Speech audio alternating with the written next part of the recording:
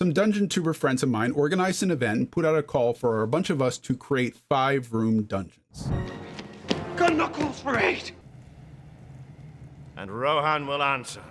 5-room dungeons aren't my typical style. I generally prefer the sprawling dungeons of Ocarina of Time to the dungeonlets of Breath of the Wild or Tears of the Kingdom.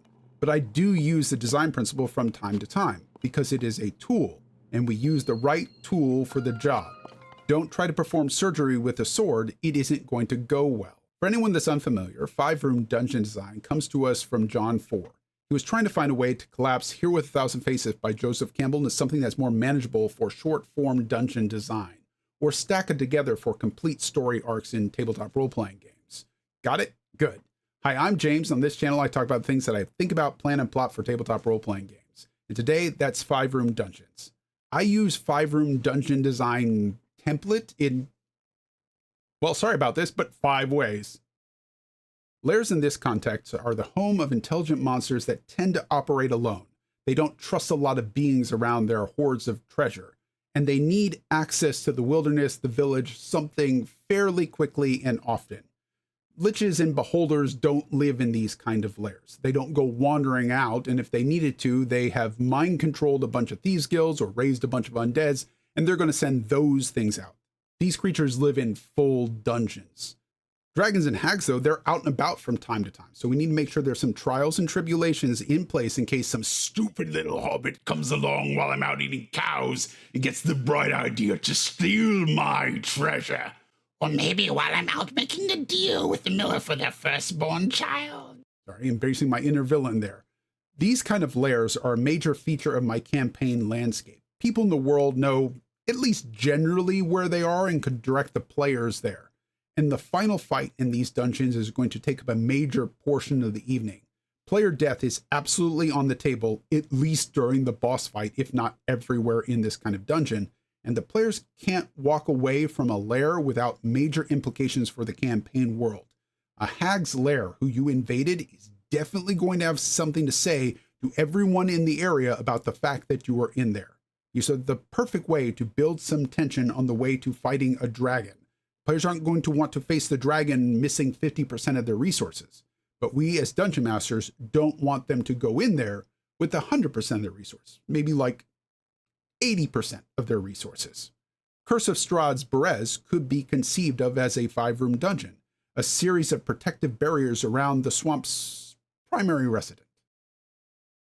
I think of shrines as very much the things from Tears of the Kingdom or Breath of the Wild. They're small little bits of chunks of content that I can have a map and some basics stuff outlined like traps or size of the room or weird encounters so that I can use it in the moment. Take, for example, a random encounter on the road from Storm's Rest to Horngard. Players roll and they roll, I don't know, a white. I'm not going to put a white there on the side of the road like some sort of undead hitchhiker. This thing needs a home, so I need a barrow for it. So I can take one of the maps and just say, barrow here, and here are the undead guards that are there, and I know roughly what a guard would be for a barrow white. It's going to be some zombies, skeletons, maybe a shadow or something, as opposed to if it was orcs and it was their orcish stronghold. The leader of the orcs is here, and then there's a couple orcs guarding here. I'm swapping out the monsters, because these kind of chunks of content don't have a lot of weight behind them for the campaign world, at least not yet. These are the kind of things that, unlike the lairs, the players can absolutely walk away from without worrying about it impacting the story all that much. This is also an opportunity for the players to change things up a bit, maybe flex some muscles in some newly gained levels and stormtrooper over some zombies or orcs or something, and feel good about their accomplishments in leveling up before they go back to life and death struggles against the ancient lich or the orcish warlord or the fire giants or whatever it is. Maybe it's a change of pace in a campaign. We have the fighting the orcish warlord Grinkor and his armies that are trying to conquer Lind, and the cleric has not really had an opportunity to shine in their ability to fight undead, so let's fight some undead. Or we're in a campaign with Viking raiders fighting fire giants, they're Jotun, and we haven't really done anything other than fighting ogres and giants, and that's getting a little repetitive, so let's venture into the Fey realm and deal with some fairy creatures like dryads and treants and sprites for a while. Sometimes during a campaign, a player will come up with a major plot point that they want to go after, but it wasn't something that they had pre-planned. It just kind of struck them as inspiration. And you as a dungeon master want to honor that, but you don't have anything prepared, and now you have to come up with something. The 5-room dungeon formula is a great way for you to be able to honor that kind of idea in the moment. Let's take, for example, I had a bunch of players in the city of Tywinin where they were going to assault a cathedral, and they ended up collapsing it into the bay. Decides that the way that they're going to escape is by pirating one of the ships in the harbor. It is my intention to commandeer one of these ships, pick up a crew and Tortuga, raid, pillage, plunder, and otherwise pilfer my Weasley black guts out. Okay, so first thing we need is there's somebody that is guarding the ship, because we have to have that person that is in the front guarding. That's 5-room dungeon design. Somebody is always guarding a ship to make sure you don't, well, pirate it, exactly what our players are trying to do. We could put a bunch of pirates there, but I don't want to use pirates just yet. I am a big fan of Kryn, and in Kryn there are Minotaur pirates, so we're going to use one of those. There is a Minotaur on the deck of the ship. He's who's guarding it. Why doesn't the ship hear all the noise when the players fight the Minotaur? There's got to be some sort of distraction. I can't necessarily count on the players to silently kill the Minotaur, so let's say that there's a lot of noise on the ship from a party going on somewhere, like in the forecastle, the front of the ship, the castle, I think it's the forecastle. There's a bunch of people that are there getting drunk. Let's say the cook and the quartermaster, and we'll throw in the first officer and the marine commander. They're all getting drunk and they're playing cards at the front of the ship. We'll call them McFadden, Frakes, Spinner, and Dorn. They're all playing cards. And that's the second encounter, get rid of the leadership of the ship so that they don't back up the captain. And then when you go downstairs below decks, you got to get past all the Marines that are sleeping in the ship hold. And there's like 8 warriors down there. If you can't sneak past them, you can get to the captain. Once you get to the captain, you got to fight him in his captain's quarters. And if you manage to do that, then you have successfully pirated the ship. The ship is room 5, the treasure there. We've got 5 rooms, 5 things to do to pirate a ship. The point is that it's easy. You only have to come up with 4 things to do, because the 5th room is the treasure, whatever the players were after anyway. And it allows the players to take on some of the responsibility with coming up with what the adventure is about. And while improvising an adventure in the moment can be difficult, it will get better the more that you try to do it. And frankly, some of these improvised adventures end up being my players' favorite adventures. It's where they have the most fun, because it is enjoyable for them to watch a dungeon master in the hot seat, sweating it out, trying to come up with an adventure in the moment to entertain them. Vaults are dungeons within dungeons, a little dungeonception. This is alternate content that is often not on the most obvious path. Sometimes they're down secret tunnels. Secret tunnel, through the mountains. But they're never mandatory. Like shrines, the players could pass by these and go on with the rest of the adventure with no downsides. But unlike shrines, these are as hard as I could reasonably make them. Often they are as challenging an encounter as the end boss, because I'm trying to get the players to value their resources. They had a really easy time in the dungeon. Maybe it's worth it trying to go into the vault to get some extra and often very powerful treasure. Or maybe we need to save it to go to the end boss. And sometimes I'm just trying to get them to use some abilities in unique and interesting ways to think outside the box. Behind the wall that the drow were excavating, you find a deep chasm, the bottom of which you cannot see. On the far side of the chasm is a dwarven vault. An ice bridge crosses the gap. On the ice bridge is an iron golem, ready to challenge anyone who wants to enter the vault. The players could choose to fight the iron golem, or they could melt the ice bridge and drop the iron golem in the chasm and then just fly across. Sometimes the players don't go in at all. They know it and they just choose to bypass it to preserve their resources. That is their choice. And sometimes they don't find it at all. I've talked to other dungeon masters about this, especially among those dungeon masters that are new since the beginning of the 5e era. There's a sense among some that it is wasted effort. Why bother prepping something that the players aren't going to go in at all? And I can't promise you that it's not. You may never get to use it. Consider, though, that mystery, the power of what if, is a core motivator for a lot of media. It drives people mad, wanting to know what's in the box. And yes, some players express that lack of being able to find the mystery as frustration. They didn't want to walk away. They really wanted to know what was inside, and the other players pressured them into it, And now they're being a little salty about it. And while they should be more mature about that, and you may need to talk with them, it also means that you hooked them. They want to know what was in there. If this was a video game, they would have been save scumming until they figured out what was inside the vault. And they may not get to see it now, but you may get to use it later. You could always reskin it for these same adventures, swap out some of the monsters, make the traps more difficult, swap out who the NPC that they talk to is in it, whatever you need to do to kind of reskin it for the current adventure, or use it exactly as is with the next group of players that you play with.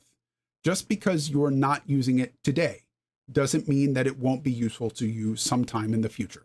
With vaults in kind of castles and tombs, it's probably a good idea to theme them like the castle and tomb. It would be a little weird if they were out of, this one's made out of black marble, but all of a sudden they go into a room and it's, made of walls of gold or something.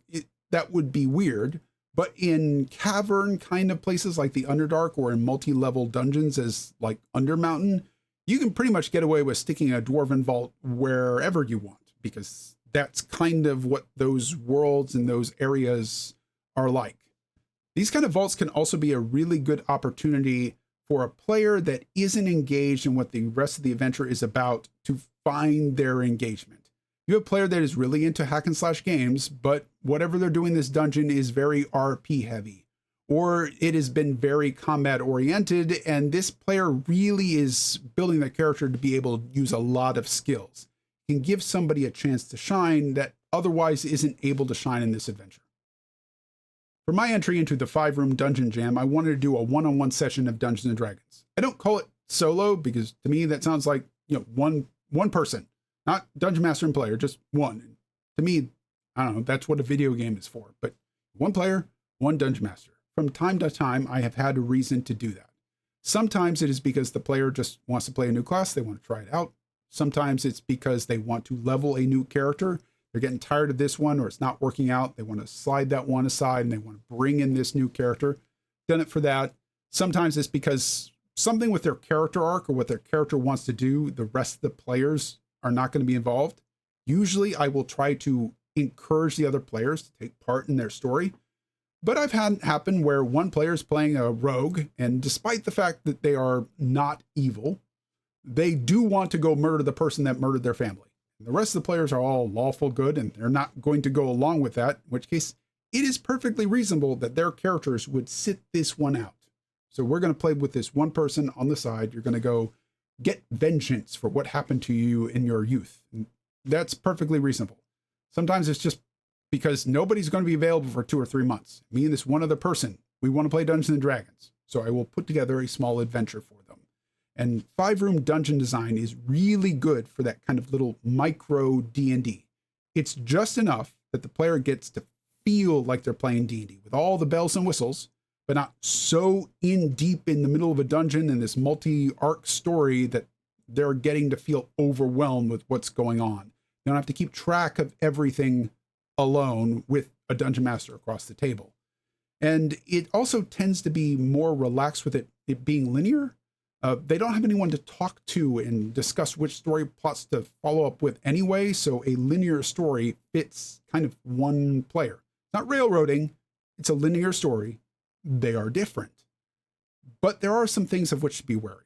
D20 fantasy tends to be balanced. Assume that there are 4 players and 1 dungeon master, and you can generally assume that there is 1 creature per player.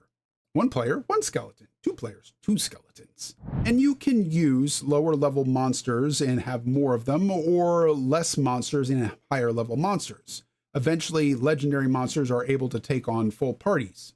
But for 1 player, fighting even 1 monster, if they get into trouble, it can be very difficult for them to come back from that.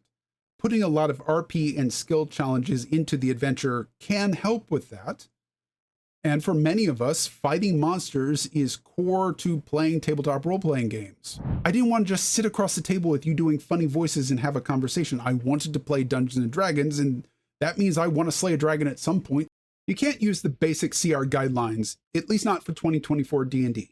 I may have to post an update one day down in the comments, because I don't have the breadth of experience yet with 2024 D&D that I had with previous editions. Still really new. I've not played it solo that much, just for this adventure. But in testing this adventure with many players, I found that a 4th level character should have about the encounters that a 1st level character should have according to CR guidelines. For anyone that's doing the math, that means that a 1st level character is about as strong as a pixie and could be taken out by a kobold. Tried and true way of dealing with this is to give them help, some sort of a sidekick to go along with them to give them a hand during the encounters and to frankly soak up some of the damage. I like that. You should do that. I just don't like to force it into the adventure. I want it to be something that the player has as an option. So I will often give them an NPC that is willing to get along with them if they convince them or if they hire them or they do something to bring them along with the adventure. I want them to have a choice. And a choice is only valid if both options were legitimate. And that means that the adventure needs to be able to be completed completely solo by this one adventurer, whether or not they've asked for help or whether they passed on it. Ideally, the player would try to tackle any solo adventure with some measure of stealth and tactics, but you can't bank on that either. You don't 100% know how they're going to approach this until the moment that they roll initiative. You may have a wizard that goes into this encounter and tries to nuke everything and is quickly overwhelmed, or a barbarian that goes in and tries to convince everyone to go along with them and stealths their way through the entire dungeon, is now completely underwhelmed. We don't want the players underwhelmed or overwhelmed. We want them exactly whelmed. Yes, whelm is a word. Pretty good word for Wordle, too. Give them lots of opportunity to be tactical, to use different types of cover. Full cover, 3/4 cover, half cover, use different areas of darkness and light, and be stealthy. Characters like rangers and rogues are pretty used to thinking like this, but it works for every character, whether they're used to thinking of it or not.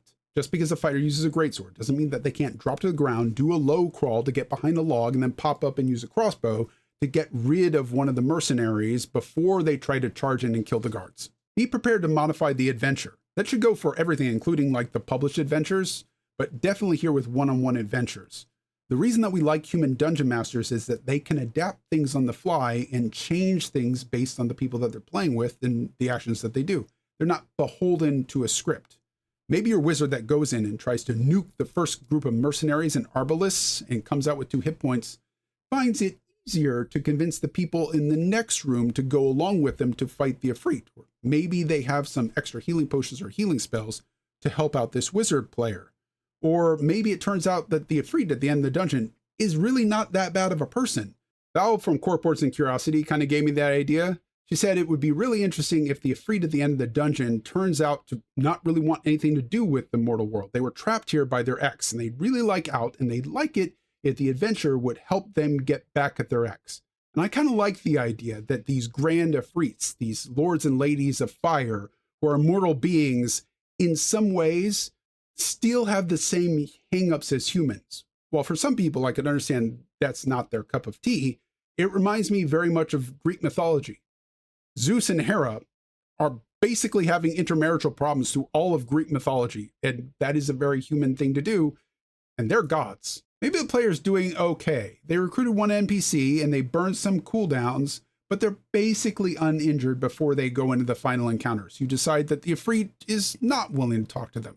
They've been locked in here for 1,000 years, nursing this grudge, and now they need to take that hatred out on somebody, anybody, and the player is going to be the next person in that door. Or they've had a very easy time of it. The player has recruited both NPCs, stealth past the first guards, have taken no damage, they have all their cooldowns. Maybe the Ifrit is not in here alone. Maybe they were locked in with their favorite hound. Just because this dog's idea of a squeaky toy is a halfling and not a bone doesn't mean that they're a bad dog. A hellhound is probably a little bit much, but a wolf with a bite attack that does an extra 1d4 damage, that sounds about right. While I would give the players a lot of opportunity to be tactical, get advantage, inflict disadvantage on the enemies, I wouldn't give them a lot of time. They shouldn't be getting a long rest. Even more so than typical Dungeons and Dragons, a solo game is about resource management. Not like a track your rations or your arrows kind of way, but in a cooldown management kind of way, like Bond with his toys.